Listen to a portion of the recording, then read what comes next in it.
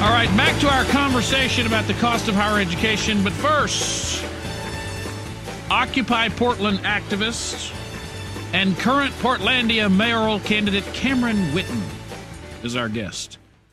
Cameron? Hi, how's it going, Mike? I'm good. Glad to have you on, my man.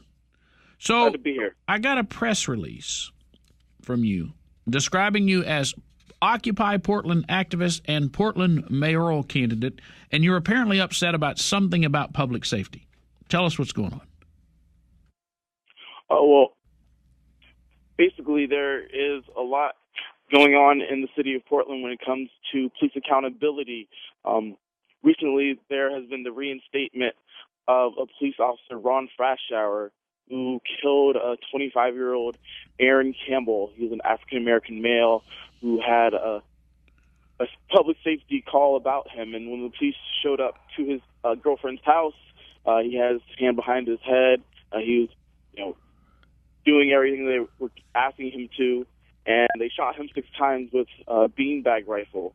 And after he reacted to the shock impact, another officer, who was Ron Frashour, he shot him with the AR-15 rifle 1 time and killed him. And so the city of Portland and the police chief, Mike Reese here, they both recommended to fire him. And he was fired for 2 years until arbitration ruling decided that he followed the code of the police officers, and he was reinstated with back pay. And me being a candidate, I've filed a petition, and we had a rally with the Albino Ministerial Alliance advocating for real police reform here in Portland. The what? Oh, Albino Ministerial Alliance. Okay, all right. Yeah.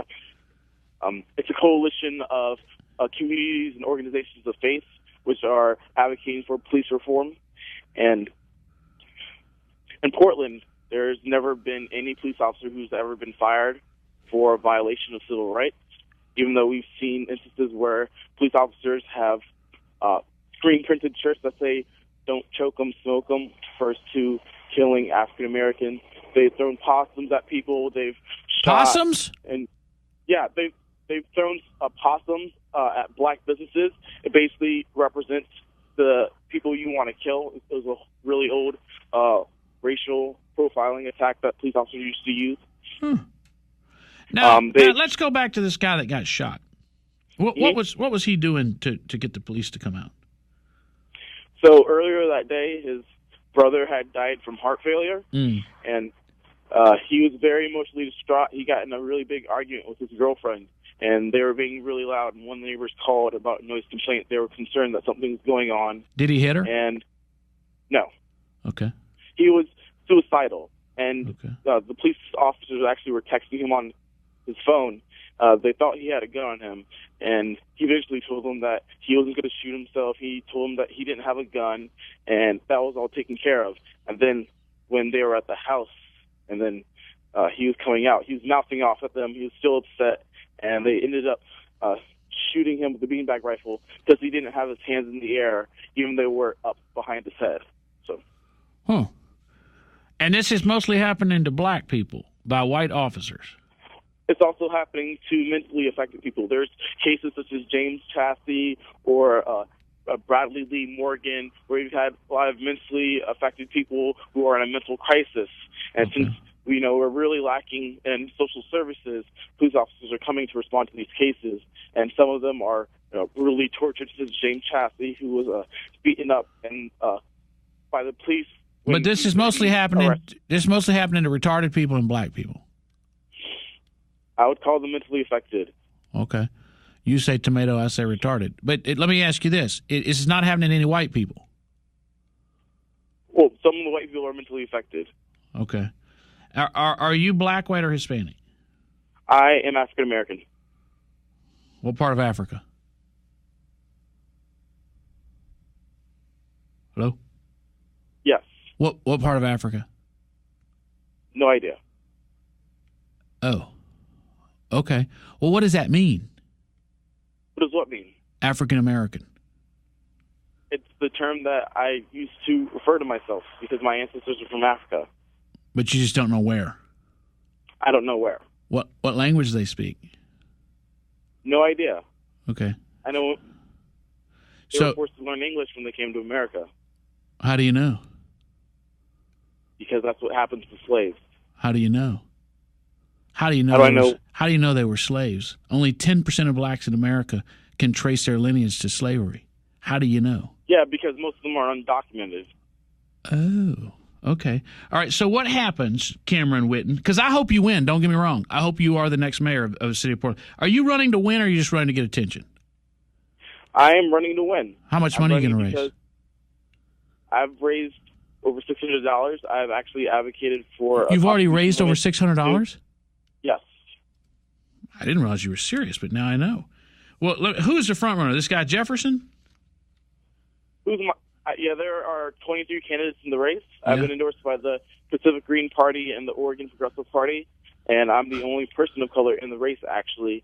And I've been advocating for real systemic reform, and I really want to increase the public process here in Portland to address more oversight, accountability, and authority the general public can have over elected officials. I'm not going to lie to you. You just used about 10 of my favorite words in one sentence. Let me ask you. Well, I'm trying to tell you. I would like to see more of a progressive agenda in the public process, and I would like to see more dialogue in the community discussions. I would like to see more of a buy-in from diverse constituencies and a broad range of perspectives. And I think if we could get more of that in American life, we would have less need for protest and more ability for progress. But I've not heard a candidate speak to these values before you just did it. So you got 22 white guys and one person of color in the Portlandia mayor's race? There's 21 white guys. 2 of them are women, and then there's 1 Asian. For shame. For shame. We have one person of color out of 23 people running in the city of Portlandia. Yes. Well, the city of Portland is 80% white, and never had a black mayor before. In the history of Portland, there's only been 2 black commissioners in total. So, well, that's what's wrong. Yeah. And then most of the officers are white. Yeah. Well, that's what's wrong. You need a black mayor. Have you ever had a black police chief? No. Well, that's what's wrong. Yeah. 2 black commissioners in the history of Portland. Yes. Well, no wonder African Americans are being brutalized. It's mostly white officers, right? Yeah. And the whites own the businesses.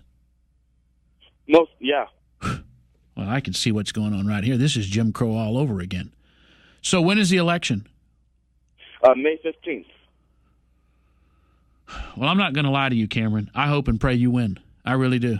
I like your agenda. We're trying. You know what? You keep it up, brother. You keep it up. You fight the good fight. Because if you win, it is going to be, it'll be hell for Portland, but it's going to be 9 kinds of fun to talk about what you do as mayor. I only thought Sam Adams was fun. The Michael Berry Show.